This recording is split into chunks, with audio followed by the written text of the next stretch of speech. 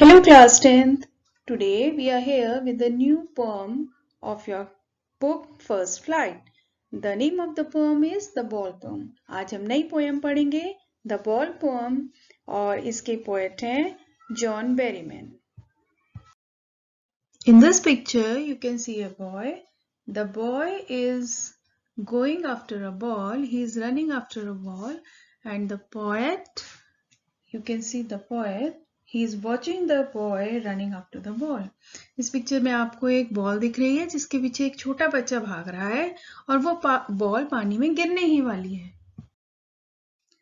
The name of this poem is The Ball Poem. A boy loses a ball. He is very upset. A ball does not cost much, nor it is difficult to buy another ball. Why then the boy is so upset? Ball खरीदना कोई मुश्किल काम नहीं है, बहुत महंगी भी नहीं होती है. तो ये बॉय इतना क्यों अपसेट है जिसकी बॉल गिर गई है? Read the poem to see what the poet thinks has been lost and what the boy has to learn from the experience of losing something. आइए इस पोएम को पढ़ते हैं और ये देखते हैं कि जो पोएट है वो क्या चाहता है कि बॉय सीखे अपने इस एक्सपीरियंस से, बॉल के पानी में गिरने के एक्सपीरियंस से पोएट उसको क्या सिखाना चाहता है. What is the boy now who has lost his ball? What is he to do? I saw it go, merrily bouncing down the street and then merrily over. There it is in the water. अब वो लड़का क्या करेगा? What the boy will do now? Because he has lost his ball. क्योंकि उसकी ball तो खो गई है. What is he to do? अब वो क्या कर सकता है? I saw it go. I यहाँ पे पोएट ने बोला मैंने उसकी बॉल को जाते देखा. Merrily bouncing. Merrily मतलब खुशी से उछलती कूदती. Down the street. Street से होती हुई. And then merrily over there it is in the water. और वो फिर पानी में चली गई. No one used to say, oh, there are other balls. And ultimate shaking grief fixes the boy. कोई उसको ये नहीं बोलेगा कि और भी बॉल्स हैं, दूसरी बॉल ले लेना. एक अल्टीमेट ग्रीफ, शेकिंग ग्रीफ, एक ऐसा दुख जिसने उसको हिला दिया है, वो उसको बॉय को ऐसे दुख ने फिक्स कर दिया है, मतलब चिंतित कर दिया है. As he stands rigid, trembling, staring down, all his young days into the harbor where his ball went, I would not intrude on him. और उसको अपने वो सारे दिन याद आ रहे हैं जब वो बॉल से खेला करता था हार्बर पे, बंदरगाह पे. लेकिन अब वो ट्रेम्बलिंग, कांपता हुआ, स्टेयरिंग, एक ही जगह देखता हुआ खड़ा हुआ है क्योंकि वो दुखी है. और पोएट ने ये भी बोला है I would not intrude on him, कि मैं उसे कुछ नहीं बोलूंगा, मैं चुप रहूंगा. A dime, another ball is worthless. Now he senses first responsibility. A dime, dime मतलब coin और money. एक पैसे देने से, उसको रुपए देने से या कोई दूसरी बॉल देने से कोई फायदा नहीं है. It's all useless because now this is first time he is experiencing his responsibility. उसको एक अपनी रिस्पॉन्सिबिलिटी का एहसास हो रहा है, जिम्मेदारी का एहसास हो रहा है कि मुझे अपनी चीजों को संभाल के रखना है. आपकी मम्मी भी बोलती है ना, जब आप 2 बार 3 बार पेंसिल बॉक्स या लंच बॉक्स खो देते थे बचपन में, तो मम्मी क्या बोलती थी? अब दिला रही हूँ, नेक्स्ट टाइम नहीं दिलाऊंगी, इसको संभाल के रखना. तो एज सून एज आप इस चीज को समझ जाओगे कि मुझे अपनी चीज को संभाल के रखना है, that means you are sensing your responsibility. आप अपनी जिम्मेदारी को समझ रहे हो.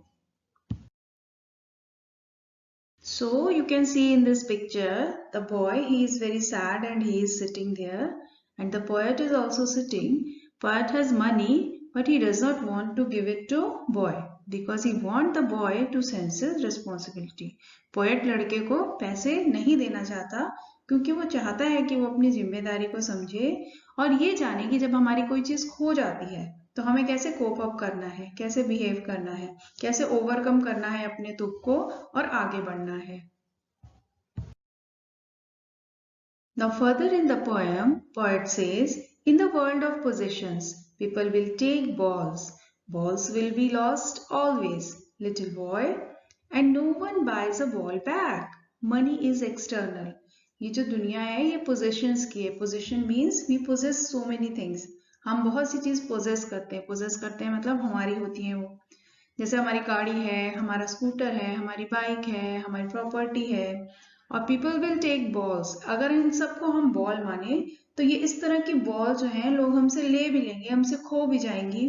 Ball will be lost always, little boy, and no one buys the ball back. और कोई भी आपको इस तरह से आपकी खोई हुई चीज हमेशा खरीद के वापस नहीं देता, दे के लाके देगा ना आपको.